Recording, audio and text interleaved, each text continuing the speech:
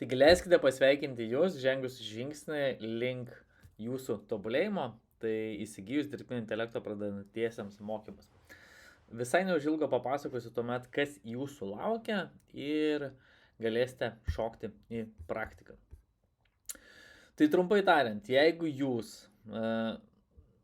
naudojate dirbtinį intelektą, tačiau netenkino jūsų atsakymai iš dirbtinio intelekto pusės, ar jums atrodė, kad tai yra vidutiniškai, galbūt jūs nežinote, nuo ko pradėti, nes dauguma žmonių pasimeta toje įrankių gausoje, nes įrankių yra be galo daug, tai viskas su tuo yra gerai, taip jaučiasi turbūt 90% žmonių ir tai nėra jūsų problema.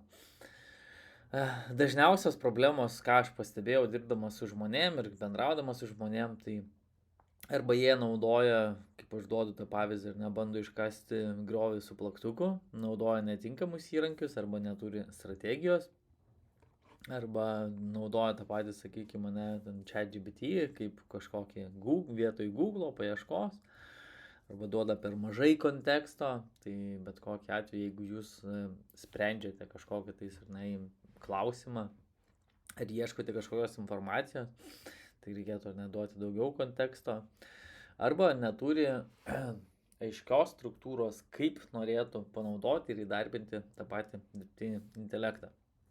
Tai ką mes veiksime per šias 7 dienas? Tai mes susipažinsime su įrankių gausa, mes pabandysime susikurti konkrečią strategiją, kaip jūs galite dirbtinį intelektą įdarbinti sėkmingai, išmoksime rašyti užklausas pagal tam tikrą formulę, jūs galėsite pajausti iš karto užklausos, tiksliau ne užklausos, o atsakymo kokybę į tą mūsų patobulintą užklausą. Jūs galėsite sukurti savo dirbtinio intelekto asistentą. Tai reiškia, kad jūs ne tik suprasite, kam kokį įrankį naudoti, kuris įrankis geriausias, tačiau jūs turėsite labai aiškią formulę, kaip atsakydami į tam tikrus klausimus susikursit dirbtinio intelekto asistentą.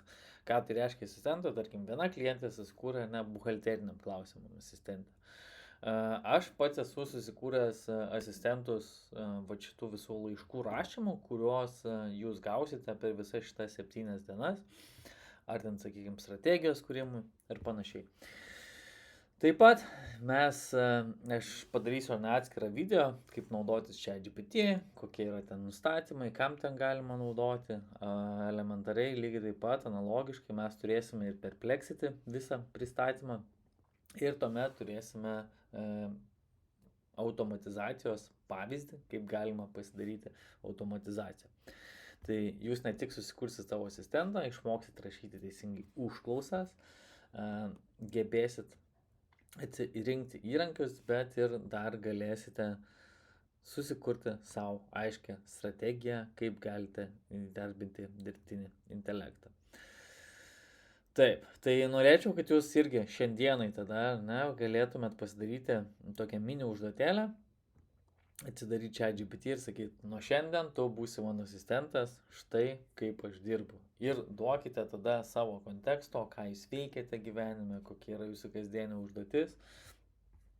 Ir visai neužilgo mes pradėsime daug giliau eiti į tą pačią dirbtinio intelekto kelionę ir žinoma, jog tai yra tik tais pradžia.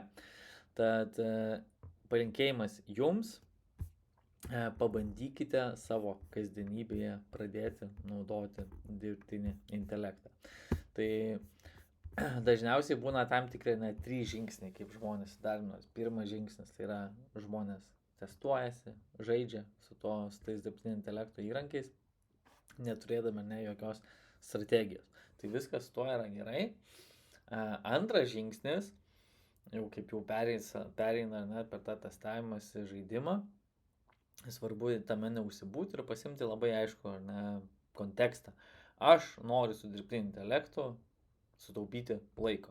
Gerai, tai kur aš tada daugiausiai praleidžiu laiko, kur aš galbūt galėčiau paimti tą patį dirbtinį intelektą, nežinau, ten laiškų atrašymą.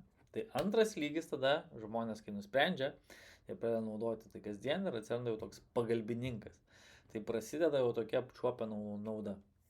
Žinoma, trečias lygis, tai kai mes pereinam į jau konkrečią sistemą, kam jūs naudojate dirbtinį intelektą, kur jis sutaupo jums laiko, pradeda matuoti, kiek sutaupoma yra laiko ir jau galima pereiti tada link automatizacijų ar link, sakykime, antros srities. Tai jeigu yra naudojama laiškų rašymui, tai tada jau galima pasidaryti automatizacijų, nežinau, tam failų supildymui ir panašus žingsniai. Tad pirmai dienai tiek, nepamirškit tada pasikalbėti su ChatGPT, kad nuo šiol tu būsi mano asistentas ir duokit konteksto. Ir pasimatome jau rytoj ir nepamirškite, kiekvienoj dienoj bus papildoma medžiaga.